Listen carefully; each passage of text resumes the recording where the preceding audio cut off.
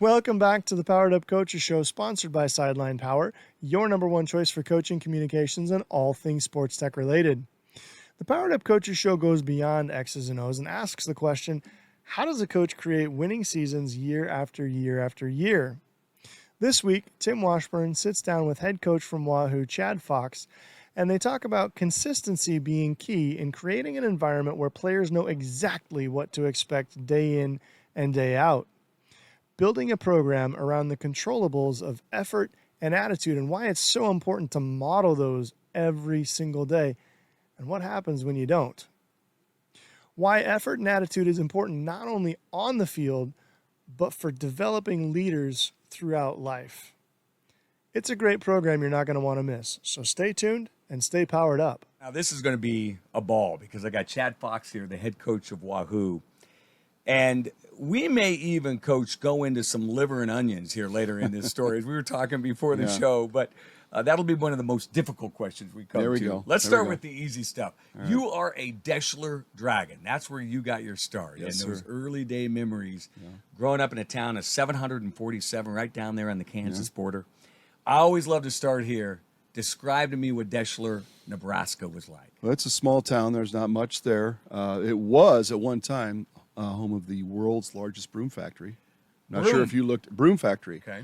Yeah, killed the business was carpet. When people started putting carpet in the house, then the brooms kind of went away. But there's an old factory in there in town that's not obviously used for that anymore. But Ranky Manufacturing is there, and there's some other industry, mainly agricultural community. But I grew up there when I was, my parents moved there when I was 4, so really as long as I could remember. Kind of lived in that community and graduated from there. I love some of the things we talked about before we went on air because we were talking about a family here in Ashland, Nebraska, where we taped the show just outside of Ashland. And you were right across the street from them. Yeah. And you'd go over and you have dinner. This is where the liver and onions come up. But it sounds to me like one of those communities where you were going in and out of houses. Was it that kind of a life growing up for you? Yeah, there was a lot of kids in the neighborhood, and it's just you were always, your parents were pretty comfortable with where you were going because it was a pretty close knit group community, and you rode your bikes around town, whether it was down to the pool or to find something to do, whether it was play some basketball or play wiffle ball or football or whatever it is, because there wasn't a whole lot of other stuff going on in a small town like that. So that's kind of where my maybe love for sports was developed at an early age. Is just playing a lot of wiffle ball in the backyard or there was a vacant lot right behind our house where a lot of those games took place or tackle football or whatever. Yeah, those vacant lots, they get a lot of use in these small towns. Oh, yeah. And you mentioned wiffle ball. Yeah. And I love this story because that was a game we played all the time too growing up. But could you play? Could you hit it? Oh, yeah. The Fangmeyers I hear were across the street and they could play baseball. They could pitch it, right? Yeah. No, but I could hit it. And here's, we played a lot of those games. I remember going to my first Little League game, and I just kind of tagged along with the Fangmeyer family, and I don't know what happened. I can't remember the exact details of the game, but somehow I got in the game. I don't even know how, but this is small town. I think we played in our blue jeans and a T-shirt, and it wasn't like we had the uniforms or the bat bags like the kids have now and all that stuff. Nobody had their own bats or anything, but no, it's just hanging out with your buddies and playing whatever sport it was, and whether it was a basketball game in the driveway or like I said, the football game in the backyard or whatever. There's always something going on. Yeah, one of the things I love about these small towns, too, is that every small town has that great comfort food restaurant. Oh, yeah. Did Deschler have one of those? Well, that would be you mentioned the Fangmeyers. That would be their Gord's Bar and Grill.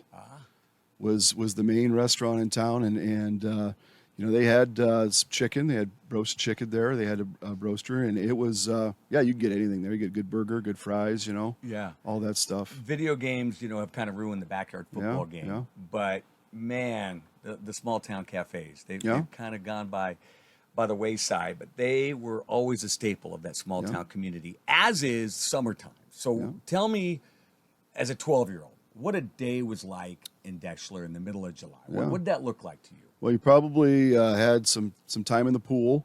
The community pool was kind of downtown. It was a few blocks it seemed like a long ways when I was littler, but it probably wasn't that far, maybe 6 blocks away or whatever. But the town's not super big. And then there's probably going to be a ball game that night. Whatever, the ball fields are right across the street from the pool. Not too different than a lot of these small towns, but probably, like I said, spend some time at the pool, maybe get a ball game in that night or something. There probably was some games. If there was no ball games that night, there's probably going to be some games going on in the driveway or the backyard or wherever, Yeah. But there's just going to be that kind of stuff going on. Let's talk about Friday nights in a small town in Deschler. Again, back when you were growing up, they were 8-man or 11-man, C2, right? Well, when I was in high school, yes, they were C2. We made the transition, I think, in junior high. I think we actually played a 9-man game. We went down to played Mankato, Kansas, I think, one time in junior high, and actually played a 9-man game, which was kind of interesting. But no, yeah. So when I was growing up in elementary school, they were 8-man. And then in the school was C2 at that time and 11-man when I was in high school. What was that like, making a transition? I don't remember the transition being overly difficult. Yeah. Frank Chapman was the coach for a long time when I was in elementary school. They had, I don't know, I don't remember if there was a great deal of success or some success. I don't remember that. I just remember being at a lot of those games, playing behind the bleachers. You're playing the games that back there against either the town, the kids coming back into town from the other team, the visiting team or whatnot, and playing some football there. And then I remember being maybe in fifth or sixth grade, in junior high, definitely a student manager, and getting some good experience there doing that and loving some of those things too. What were the traditions of Friday night in Deschler? I mean, what was it like? Because every small town, it seems like that is the place you have to be. Yeah, was that the case? We weren't overly successful. We were really, really bad my freshman year and sophomore year. We were not very good. I don't know if we won maybe just 1 or 2 games over the course of 2 seasons there. And then Dave Marachek came to town, and he was fresh out of Kearney State at that time. I don't think it was UNK yet, but he came out of there, and he brought a lot of energy to the program, and he got us to believe, and kind of changed where we were. We were a little bit better my junior year. I think we had actually a winning season, which we thought was fantastic. I mean, it was been a lot of years since we had anything like that, and as for any traditions in that, I don't remember anything this. I just remember Friday nights, the lights being on, going to the ball field. I remember my senior year, it was the weirdest thing. We actually were playing on Halloween, and we had some of the freshmen walking down. It was about a block down to our game field, and they were actually doing some trick-or-treating on the way down because they were in their costume, I guess. They were in their uniform doing some trick-or-treating on the way. But that is something that probably wouldn't happen at Wahoo, would it? I wouldn't encourage that. No, that would be. I would probably be discouraging that a little bit. But I for whatever reason, just remember that. But no, I mean, by our senior year, we were a little bit better. I think we had 2 losses coming out of the regular season, and we were feeling pretty good about things. And we ended up getting beat in the first round of the playoffs. Right. I want to talk about that because going from a program that wasn't overly successful. Right. To all of a sudden your senior year, you're making the playoffs, and I know that was a bittersweet loss because you'd beaten Clay Center earlier that year, and then, of course, they come and get you in the playoffs. But what did you see? I mean, as a player and looking back on it, where was the transition? What happened to make that program successful? We had a tight-knit group of senior boys that were kind of really wanting things to be different than what we had experienced maybe our first 2 years. And I remember whether it was the weight room or just some of the off-season stuff, going to the park and throwing the ball, whatever, those things were, and we talked about, kind of the importance of the season. And the one thing we wanted to really make sure is we didn't do anything to screw it up. I mean, there was, we wanted to make sure that nobody was doing the wrong things, making bad decisions on the Fridays and Saturday nights, maybe after the game. Mm-hmm. And we wanted to make sure that, we did everything we could to ensure that we had a good season. And some of that was just the fact that, like I said, Coach Marachek was there, and he got us believing that this was something that we could do. And it was a fun time. It was obviously very fond memories. Yeah, I think there's 2 things I want to dig into there. First is the senior group, mm-hmm. because I know every coach, they need those strong seniors oftentimes, right, to really make a difference on a club.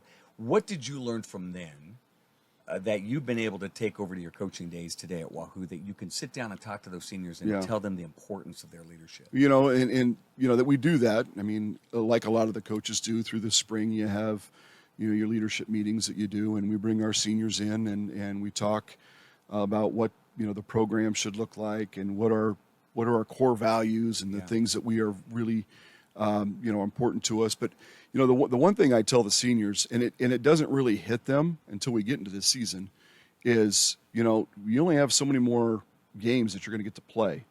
And, a lot of kids think that, they're bulletproof and they feel like, they have an infinite amount of time with high school or whatever. They don't realize that there's only, going to be 9 high school games that we can guarantee them. And when you have, home games, we try to make those, feel a little more important as well. Not that we're, going to lose on the road or anything like that, but we just want to say, okay, we're in this meeting room. You only got 4 more times, 5 more times in here. This is it. And you're going to look to your left, look to your right. There's your buddies. There's the guys you're going to graduate with, and you're not going to get a chance to play with them again. And we try to bring that heightened attention to that, I guess, and just so they feel that what they're doing is super special. Mm-hmm. And there's, I've talked. We've had some kids go on and play college ball, and they'll tell you there's nothing like the Friday nights, and it's just weird that the feeling you get when you get to a Friday and when you walk out of the locker room down, the stadium's got all the people there and you're getting ready to play. It's just there's just an energy about it that you don't get anywhere else. You just don't. I'm not saying that you don't get some of that energy or those feelings when you play in college, because that's not quite the deal to get to play in college. It's not everybody gets to do that. And but it's just not the same as the guys that you kind of have been running with for a while and your buddies. Yeah. Something that's so intriguing about Wahoo is here you've got this small little community, and there are 2 schools packed in this community. And it's been a great rivalry with Wahoo and Bishop Neumann. And so often people can think about the challenges that come up with this, but you've also kind of looked at it as a gift, right? You've looked at it as a positive, because there have been some good things that have come out of these 2 schools kind of butting heads. Right. When I first got to town, it was 2002, and we had to play them obviously in the regular season, and they were way good. They were really, really good. And we were just trying to minimize the damage that they were doing at that time. But they ended up winning a championship. Coach Turman, phenomenal job. But we knew right away that if we wanted to be competitive in C1, we had to do some things that, could give us a better chance to compete against Bishop Neumann. No doubt about it, whether it was stopping their option attack, their play-action passing game off of their option attack, always early on gave us all sorts of problems. So there was a lot of things that we do defensively to try to maybe stop. I don't know if you necessarily ever stopped any of Coach Turman's offenses, but to try to minimize, the damage that they could do offensively with that. So, I mean, there's a lot of what we do because of their success. Obviously, having them in the community, there's that constant comparison. Whether it's like we talked about, big brother, little brother type situation, but there's just that natural rivalry. It's not there now as much as it was for football because they're C2 and we're C1, but really a lot of things that we have in place defensively is because of what they did on offense. And it's still in place today because it's good, sound, gap sound defense. And offensively, a lot of, they ran a 4-4. So offensively, we would try to do a lot of things that would put some of their players in certain situations where you can take advantage of them. A lot of times we weren't successful, but it was good in making us better, that constant comparison between the two programs.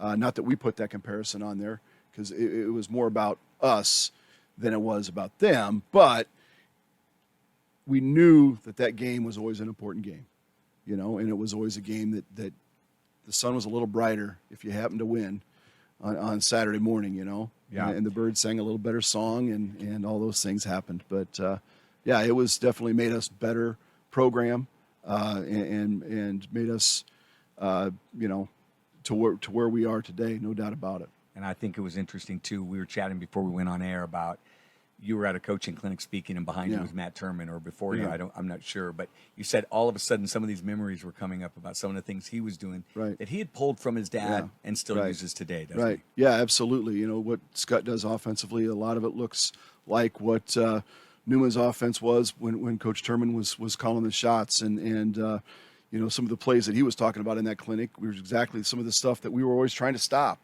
And it's definitely been ingrained in what he does, but it just shows you the things that they're doing were working. Mm-hmm. I mean, obviously Scott's been very good in Class B, and will continue to be very good in Class B. No, it's you know, Coach Turman is, you know, a legend in terms of you know, football coaching. I've been in the community long enough to really truly appreciate what he's done. He's a great man as well. He always comes up and talks to me at track meets, and we get to talk a little bit of shop a little bit, whether we're talking about the hurdle races or talking about football. But you know, I tell people often that, you know, he's won a lot more games than I'm ever going to get to coach in. You know, he's done a tremendous job there, and definitely a coaching legend. I want to go back to one other thing, because part of what we do on this show is we know there's a lot of coaches. Mm-hmm. They're watching and they're listening, and they have their own sets of challenges. Leadership, we know, can be taught. Mm-hmm. But let's say you've got that group of seniors that are a bit reluctant. Mm-hmm. You see attendance down in the weight room. Mm-hmm. You're not seeing what you need to see in the summer from the we versus me. Yep. What do you do then as a coach? How do you handle that? Well, that's tough. One thing I tell them, and I got this from Coach Mimic at Aquinas. You know, the analogy. Okay, my vehicle's sitting out in the parking lot here. And if you want the keys to my vehicle, you've got to earn the trust. You know, is my vehicle going to come back all gassed up? Is it going to be through the car wash? Is it going to look nice and clean? Or is there going to be a dent in the fender? Is there going to be a little less gas in the tank than what you took it here? Is there going to be, you know, trash on the inside? How's this going to look? And we kind of make the analogy of the season. This team is a lot like my vehicle. Can I trust you to take it? Because I've had some teams where they never saw the keys. Mm-hmm. They didn't get it, you know, and that's just the way it is. And, you know, I've even, you know, you're talking about what do you do with that leadership component. I remember been doing leadership meetings since probably about, 2008. Mm-hmm. And maybe even before that. But I had a group that I was like, okay, everybody was complaining about, you know, the teachers and everything, a tough group, you know, they're just not any leaders. They make poor decisions. So I was like, okay, I'm not going to waste my time. Well, when the season got done, that was my biggest regret with that season, was I didn't even try to instill any leadership in these kids. And we didn't get any leadership out of them because they didn't have it in the first place. And so I learned very quickly that no matter how tough of a group it might be, you still got to give everything you can to give them something. Because maybe it's just a little thing, or maybe there's one person in that group that's going to pull something from it. And the other part of it that really hit me later on was the stuff we're going to talk about all spring long with that. Yeah, there's stuff for the season, but there's really stuff about life. Yeah. You know, I want those kids when they grow up to be, you know, productive adults, good citizens, you know, raise families in the community and all those things. And you know, in 2006, 2007, early on in my career, you know, my thought process wasn't really maybe in that mold. But now the longer I've been there, obviously now I'm seeing it from that you know, side of it. When one of our former players maybe goes through divorce or, you know, has legal trouble or whatever, those things all, you know, they hit at you a little different, because I feel like a little bit of, you know what, maybe I could have done more there, you know. And those are things that we try to talk about all spring long, some of those life lessons that hopefully get them set up so when they're gone, they're still able to make some good decisions and do some great things. You know, we're going to talk about that because someone paid you a tremendous compliment doing a little research for this interview. And I want to bring that back up. So we'll tie this all up in a bow here a little bit later on. But before we get there, I got to talk a little bit about your transition into being a head coach. Your path is interesting because a lot of young coaches want that head coaching job right away. For you, you had 3 assistant coaching positions before you landed at Wahoo as the head coach. You went Fremont Bergen, then Gibbon, and then Papillion La Vista, where you're a D coordinator, spending 3 or 4 years, it seems like, at each stop. Yeah. Again, how intentional was that? Was that a roadmap that you said, this is what I want to do, or was there something that took you to those places? And it kind of got all started in college. Here I am in college playing, and I thought I was a little bit better than what I really was, and I wasn't very good. So after my sophomore year, I go in and talk to Coach Washburn at Midland there, and I'm like, hey, I think I'm going to be done playing football. And he's like, well, maybe a position change is what you need. I'm like, well, Coach, if I'm not fast enough to play receiver and get open, I don't think I'm going to be fast enough to cover anybody. So I really just want to kind of move on. I decided education was the route I was going to go in my second semester of my freshman year. And I just want to, kind of get moving to the college thing. And he understood. And then I was able to catch on at Fremont Bergen. And that was really where things got started for me. But yeah, I don't know if it was necessarily intentional. I knew that if I was going to be a head coach, I wanted to do it right. And I wanted to try to be as prepared as I possibly could be. That was probably more than anything. And getting the 2 years experience at Fremont Bergen was huge for me. I didn't realize at the time what that all did for me. Mm-hmm. The networking that I was able to do going with Coach Martin to a lot of the clinics and stuff was huge. It actually ended up getting me the job at Wahoo. I didn't even realize that was going to be the case, but that's what happened. Right. And then getting out to Gibbon was a new experience. Bergen had a lot of tradition, a lot of success. Gibbon struggled. I mean, my first year there, I think we were 2-7, and then I think we went 0-8, 0-9, and we were slow. We weren't very big. We weren't very athletic. We weren't going to win very many games, and it was a tough go. By the third year there, we ended up going, I think, 5-4 and making the playoffs, which was kind of cool to see that transformation. And it was super fun, and it was a great experience for me. Coach Rasmussen was out there, and he let me run the defense and kind of do my thing with that, and it was a great deal of experience with that. Biggest thing I pulled from there is just got to do things the right way. There's a lot of shortcuts in trying to do things, but you're probably not going to get the long-term benefits out of taking those shortcuts. So doing it the right way was super important.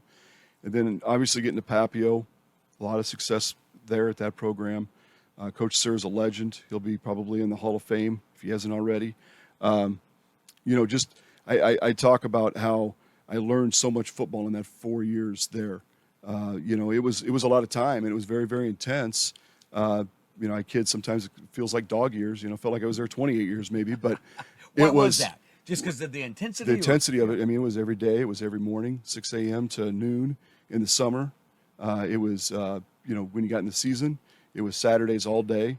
I mean, you maybe caught a college game on the TV in the office if you just happened to be looking that way, but you didn't have a lot of time. And I was single to just getting married during that time period and didn't have kids, so it worked, and it was my passion.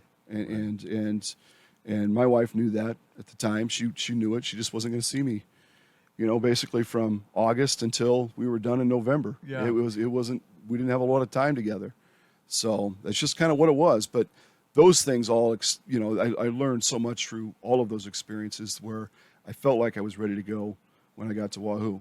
So, did you, when you're leaving Gibbon, if you were to give advice to a young coach, because I think your path is terrific. You went to Bergen, a lot of success. Gibbon, not much, but then you build, right? Then you go work for a legend. Again, were these very intentional steps, or did you say, I've got to go work for a legend, or did it just kind of trip on you? Going to Gibbon was a place I got a teaching job. I had 2 interviews. I interviewed in Selma Myrna. I interviewed not very well, and I got tripped up on a few questions. It was my first interview, and I didn't do well. Got to Gibbon. I was able to obviously interview a little bit better and ended up getting a teaching job there. So that was the whole thing there, and I was lucky enough to be able to get on staff. They had a position for a coach, so I was able to get on staff. When I took the job at Papio, I still remember this day how really dumb and naive I was at that time, because I had the superintendent of schools, the assistant superintendent of schools for personnel, call me and say, hey, you've interviewed, you've gone through all our screening, you're a really great candidate, we'd love to have you. And I'm like, well, can you promise me that I get to coach football? And she's like, well, I can't make those. Are extra duty things. That's beyond my office. I can't make those promises. And I'm like, well, then I don't want the job.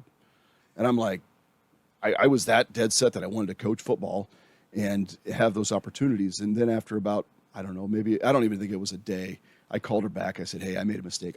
I'll take the job. I'll figure out the football part of it. And thank God they didn't offer to somebody else. And somebody else, maybe if they did get offered to, turned it down or didn't take it yet. But I just remember calling Coach Sir then and just saying, hey, do you have a job for me? I mean, he was like, well, I'm still kind of waiting. I'm like, well, listen, Coach, I don't care if you have an opening for me or not. I'm going to volunteer. I'm going to come in. I'm going to volunteer coach for you. I'm going to do whatever I can, even if you don't have a spot. And I ended up getting a spot there and getting a paid position. Did you start right away as D coordinator? No, I was a linebacker coach, and I coached running backs. And I think initially, then kind of bounced some different positions there. I was primarily on the defensive side of the ball there. I mean, we had enough coaches on staff to where you had to coach an offensive position, but you had to focus.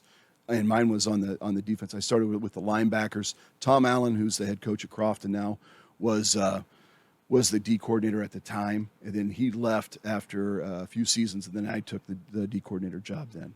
So you go to work for Coach Sir. Give me one thing today that is in your arsenal, whether it's on the mental side of the game or the physical side that you've taken from him. He was just very meticulous with preparations. I mean, that's all those hours that you were spending. That's probably one thing. But, offensively, one thing I've pulled from him is he ran a lot of formations.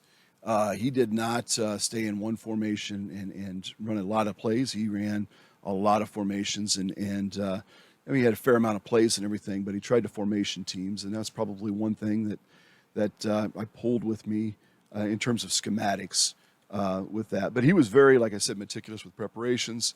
I took a lot of his stuff with maybe the coaching philosophy part and what you share with your assistants. I took some things there as well. But yeah, it was a great experience. What would you recommend to a young coach coming out? They're hungry. They want to be a head coach in that first year or maybe that second year. Would you recommend that path, or is it far more valuable for them to be an assistant and learn? Yeah, there's coaches that have done both ways, and I think it's whatever you're comfortable with. I think there's a lot to learn in either really way. And in my experiences, I had different personalities as head coaches in each of those stops. So I knew I had to be myself. I couldn't be Larry Martin. I couldn't, there's no way I couldn't be Coach Rasmussen. I couldn't be Coach Sir. I couldn't be those guys. I had to be myself. But for a young coach, I think it's whatever you want to do. I know, there's some people that are like, I can't believe you want to be assistant coach. You got to be able to call the shots and do your own thing. And I get it. But that just wasn't the way it was going to work for me. I wasn't ready yet for it. I think for me it was that a valuable experience as an assistant that made it work for me. Yeah, this is something else interesting when you talk about, and I'm going to probably butcher his name, Coach Maracek.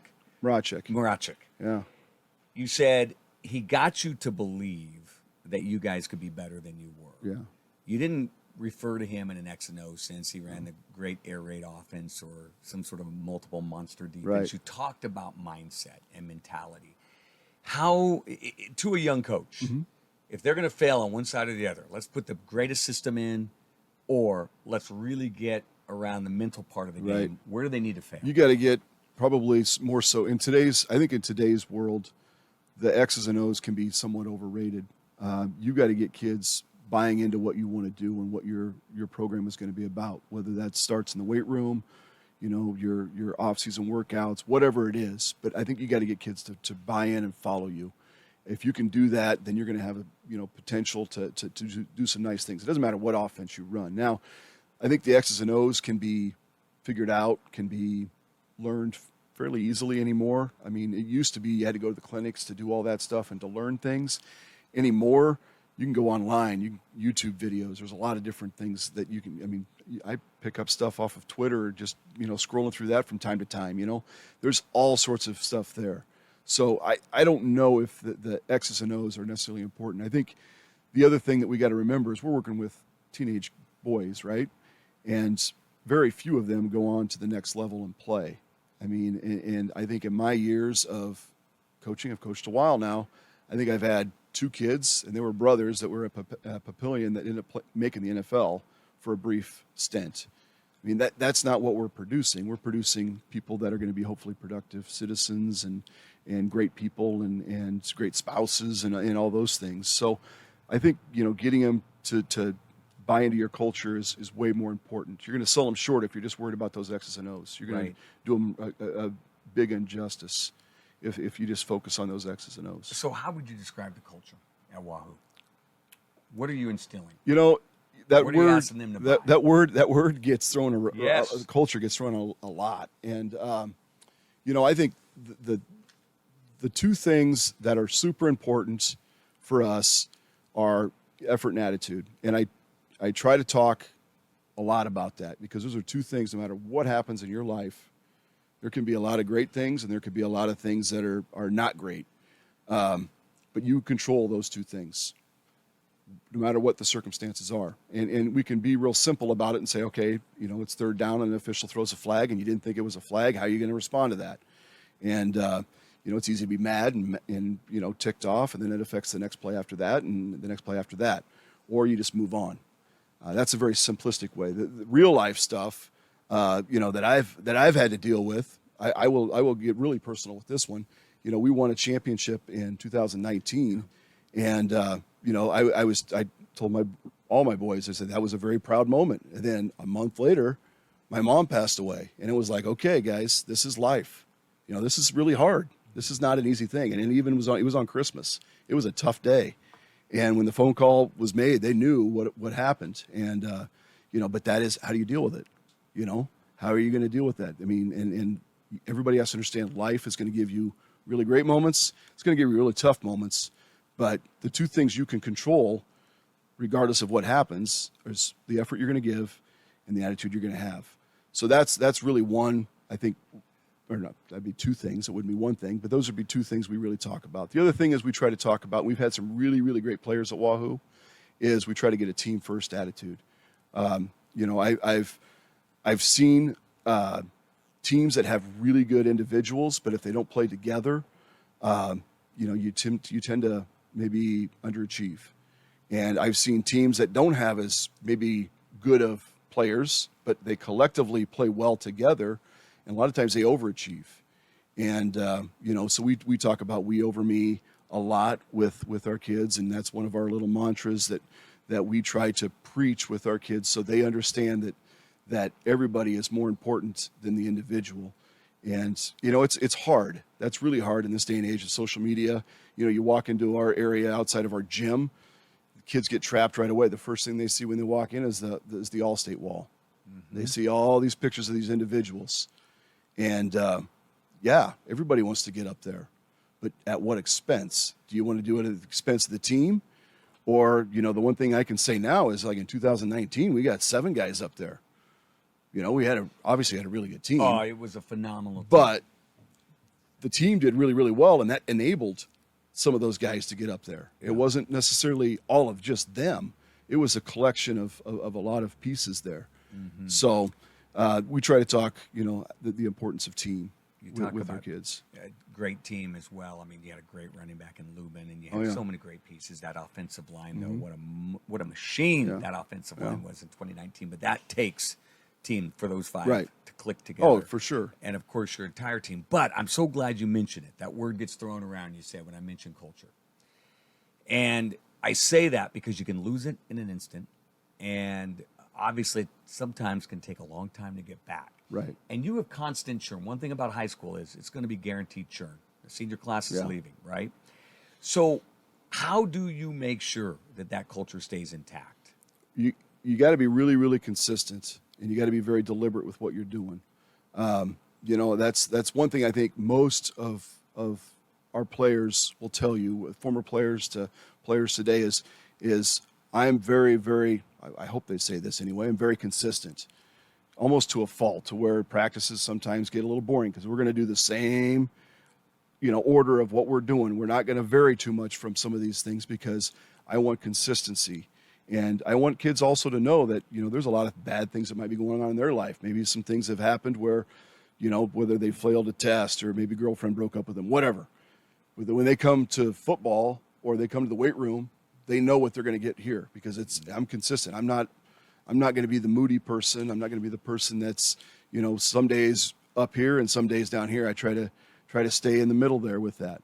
And, that's probably one of the other things that I think is sustained over time with what we've done there at Wahoo. Yeah. Have you read our boys, the Smith Center, Kansas book? Okay. That was written by I'm the familiar New York with Times. it, yeah. They won 8 state titles. But I started to laugh when you said sometimes players get bored at our practice because in the midst of their great 4 championships in a row, they interviewed some players who said, look, we know exactly what's going to happen at practice. We could Right. recite it in our sleep. So that consistency obviously being something that you guys role model every day. And coach, you tend to keep it simple, in my opinion. Like there's a lot of flowery cultural statements Sure. for teams. Yeah. 8 bullet points. Yeah. I could never memorize them. I love yours. It's just simple and easy. Effort and attitude, right? And then we over me. That's got to be easy to implement as well for you, I imagine. Yeah. I mean, the kids get it right away. And they see it a lot too. Usually, like any of our, meeting stuff that we do and PowerPoints that I have, it's always going to start with the we over me. That's what they're going to see before every home game. That's on the thing. I mean, I want them to understand that, there's going to be some things that happen for individuals in this room, but it's not going to happen just because of you. There's a lot of other things that are happening with that. But, we try to keep things simple. I know coaches, and I'm guilty as anybody, is overcooking things and trying to get too much going. But when do you know you have? When you know that you you've can overcooked? usually see it in the kids' eyes when they're whether it's, their heads spin a little bit or they're, things aren't clicking like they should be, then you're like, okay, we're doing too much. We got to dial this back a little bit. And, there's just, and like I said, I'm guilty, especially early on. You try to do all these things and that isn't usually going to bode well. You got to kind of figure out what you're going to be good at, and let's kind of lean on these things and be deliberate, be consistent with it. And usually good things will happen over time. We may have talked about some of these, but when you look back and say, what makes your program unique? What makes it different or special? And every program has that. What do you think makes your program different? I don't know if there's, special. I don't know if there's anything, because I kind of see Coach, us as you've every gone to other. 18 I know. title, but that's kind of where we're at with. That's our standard. yeah. Those 3 years we didn't, I was pretty miserable. That's our standard. That's where we want to be. And again, I don't want to make it sound like everything's measured on wins and losses and things like that, but it's just, if you get kids to believe that doing the right thing all the time, giving their best effort all the time, typically good things happen. And that's when all of a sudden you're like, well, we're getting these breaks. How did this team, all these good things happen to a team during a game? Well, they start winning the turnover margin. They start getting some of the calls because they're doing the little things right. A lot of people miss those things. They just feel like, well, that person's just lucky. No, a lot of people make their own luck. But I don't know if there's anything truly, we're going to work hard. We're going to try to be, again, team first. I don't know if there's really anything. Well, I'll give you something, just sitting back and watching, doing some play-by-play of your teams over the years. What I think you always do is, it seems like your teams always, and I don't mean to say overachieve because you've had some great talent, but you get the most out of your players and then some. And that's the one thing that I can always give you a compliment. And I want you to think about those 3 years you didn't make it. 18 years you've gone to the state playoffs. I said state titles, but 18 years you've gone to the state playoffs. But let's talk about one of those 3 years. What did you pull out of those years? I know you were miserable. I know it's a tough off season. Yeah. But did you have one of those years where you're like, man, we learned from this, and we're going to make sure that next year this doesn't happen? Would probably be, my first year there was in 2002. We didn't make it. We were 4-4. We just played 8 games there those years. And then I think in 2005 we didn't make it. And we had a game that was actually in Ashland. And I just remember things didn't go well for us in the first half. And we were down maybe just a score. I don't remember all the details. But I remember it not being that big of a margin. And we got after the kids at halftime and we were not happy. And the coaches didn't handle it well. And guess what? We came out the second half and laid an egg and got beat by worse than that. And I was like, after looking back at that, reflecting at the end of the season, we kind of lost some of the kids at that point. We were too hard on them. We were probably, we just didn't handle that adversity real well as coaches, and those are things we talk about with the kids. being able to do, but we didn't model it very well. And, so I'm never going to blame the kids for the reason why we had a bad season. I think there's definitely something there that we could have done different, with that one. How do you hold your staff accountable? Well, and how do you develop your staff? Maybe that's a better question is, how do you develop your staff? I try to empower them. I don't want to be a micromanager. I don't, whether it's, right now we're talking football or even in track, you have certain coaches that have certain events or certain coaches that have certain positions in football. Mm-hmm. And I tell them, you're the head coach of that position or you're the head coach of that event. You tell me what you want in that position. Who do you want to start? Who do you want your second string guy to be? That's your decision. What drills do you want to do? We talk on Sunday nights. We have our meetings. We talk real briefly about, okay, what's your take on the game on Friday night? Last Friday night, what happened? What are some things we need to work on? And the coaches give me what they feel like they should work on. So I try to empower them with the positions that they coach and the units that they have.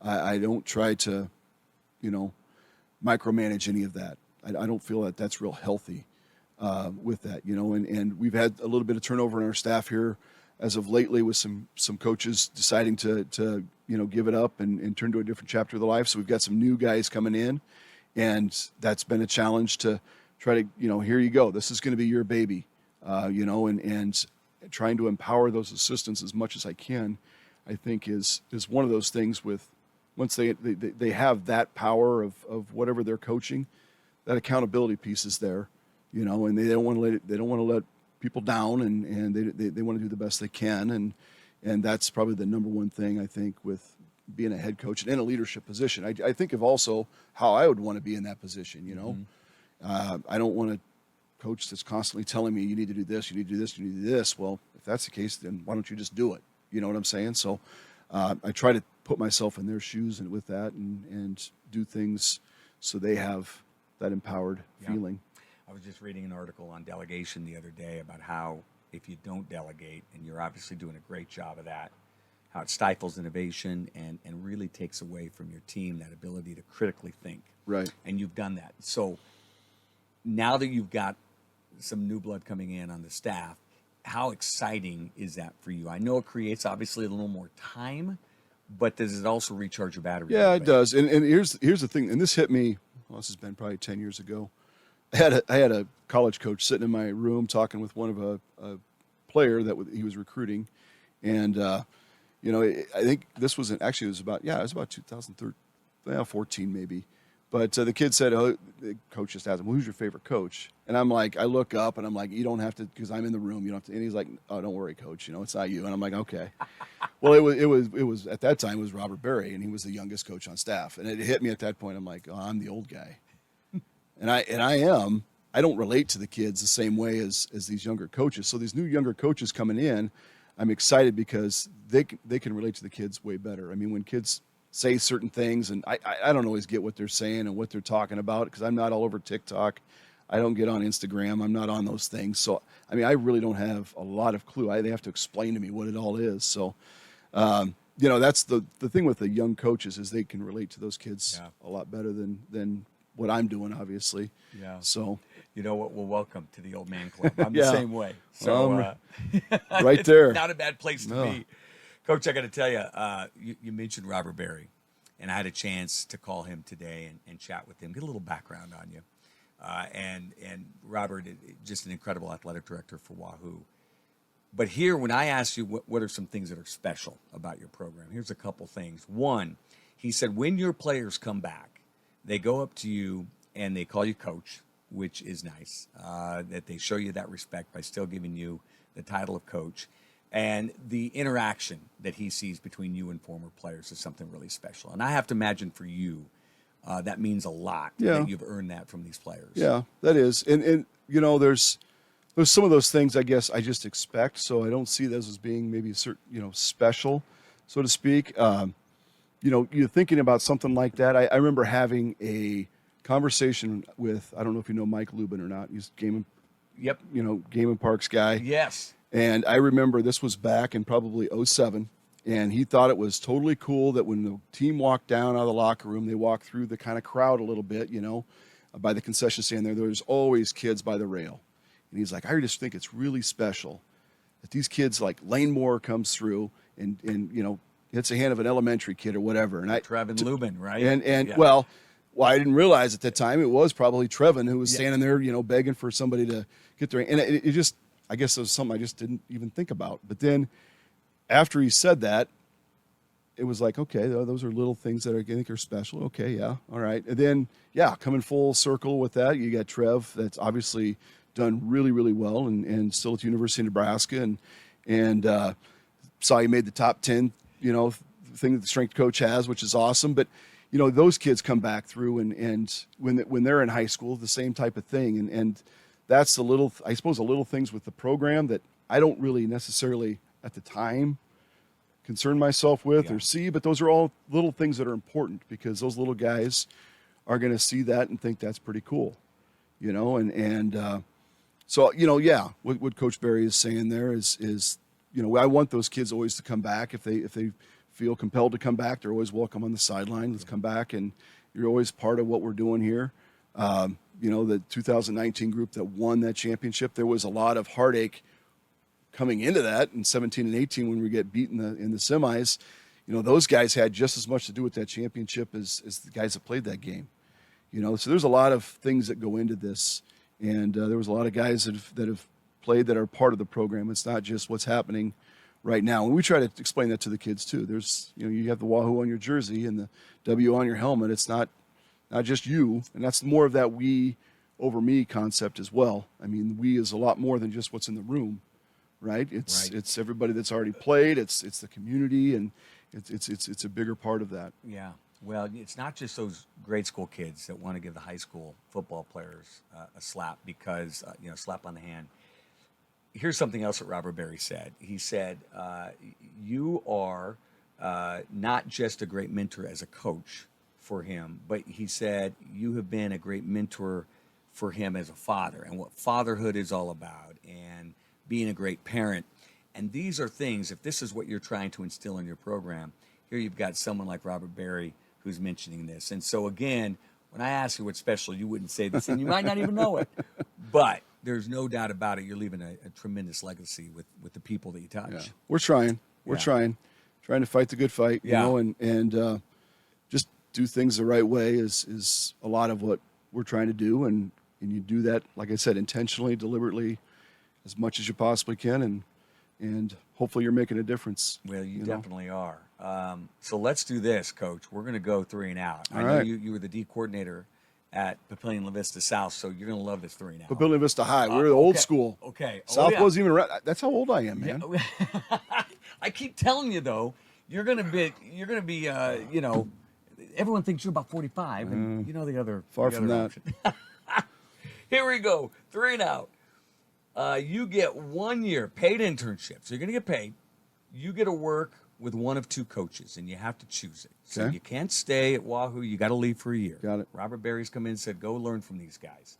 Who are you going to work for? Your options are Coach Harbaugh at Michigan or Coach Kirby Smart at Georgia. Ooh. Who do you work for a year? I am probably going to go Kirby Smart. Harbaugh's pretty intense, Yeah. and he's got a great, the family lineage and all that stuff. But he's just a little out there for me. I mean, like he's The khaki still pants? the khaki pants and that's okay. Superstitions I get. Yeah. But asking whether you eat chicken or not, and that some of those things. I mean, he's just kind of out there. Kirby Smart, he's obviously a Saban disciple, very, very, very successful. I think there's a lot to probably learn from him and how he does things. And I think one thing that speaks volumes about him is, when he made his move to Georgia, he pulled some Alabama assistants with him. They wanted to go with him. Not that there was probably anything wrong with being in Alabama and what Coach Saban was doing, but he was able to pull some of those talented coaches with him. So they saw his talent. Yeah. Yeah. And he's also having now some of his assistants moving on to head coaching jobs and being successful as well. So I'll take Kirby Smart. Well, your segue into the second one, you mentioned superstitions with the khaki pants. Tell me, what is your superstition on Friday night? Friday night superstitions. Well, I try to tell myself I'm not, that superstitious. I do probably like to wear, the same or something similar, whether it's the pants or the shoes or whatnot. Yeah. Depending on, I'm a weenie when it gets cold, so I'm going to have layers on layers on layers. So there's not much with what I'm wearing on the top. I'm not one of those tough guys that are going to try to do that. But I don't know if it's a home game and I'm able to go home. I'm going to probably have this is going to sound totally weird. I'm going to have just a toaster waffle with peanut butter on it, and I'm going to eat that. No butter, no nothing. No, just you put it in the toaster and you pull it out. And you put peanut butter on it. Eggo or whatever. Yeah, let go of my Eggo or whatever that thing. Yeah. Yeah, I'll put 2 of them in there and have a little peanut butter sandwich. And put it right on top. I like it. I don't know if that's superstitious or not, because it doesn't always happen. But hey, you've gone to state mind. 18 times. To me, keep doing it if it's working. I don't know if that's the thing though. Yeah, I don't think it is, but we'll go with it. I like it. All right, last one. 3 and out. We got a 3rd down and 12. We're gonna send a blitz here. You get to pick one player to start a college program with, college football program. Okay. So they give you carte blanche. Who's that player you're picking? Now, you can go back as far as you want. They're all 17 years of age. So what is that one player? I'm picking an individual, not just a position. Yeah, you're starting up with this one player. Who would it be? Wow. The offensive side of me wants to get a quarterback. Okay, right? let's get a quarterback. Let's get a defensive player. I like that. Now this is NFL, college, That's high right. school, They could have anybody. gone on to be a great NFL player. I'll take Patrick Mahomes at quarterback. Now tell me why we're going. I'm a Chiefs fan. Over Brady? Oh heck yeah! Why? Brady's only won like 14 NFL championships. Just more talent. Mahomes is the next. He's the next GOAT. Yeah.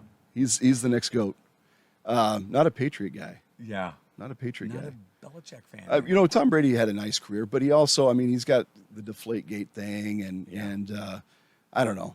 He's becoming a little more likable, I guess, as he's going here. But it was tough to like him. Yeah. I don't know if it was envy because all his success. I guess I don't know. Yeah. Well, he has kind of skirted around some of the rules. I get that. Now defensively, I'm going to take Sue. Oh. You see that every now and then on Twitter about who lost the Heisman or whatever, or got cheated out of the Heisman, not winning the Heisman. He was the most dominant player that I remember, and he had a great NFL career too. There's no doubt about that. But I think very smart man as well. Any guy that's in college that's making friends with Warren Buffett and trying to figure things out financially, gets an engineering degree. He had his stuff together. Yeah, he does. And, but he obviously a very dominant player as well. I tell my kids all the time that when he was at his peak at Nebraska, I said, I went to games to watch him. Not often you go to watch a defensive player. Right. But, he was like as good as I've ever seen. Yeah. And that Texas game in the Big 12 championship, he single-handedly almost pulled that upset. Right. So I'm with you. Sue would be right up there. Yeah. So. Well, Coach, I'll tell you what, this has been an absolute pleasure, and I'm glad we had a chance to get you on here. There's going to be a lot of people who learn from this, and continued success to you as well. Appreciate it. Thank you. You bet.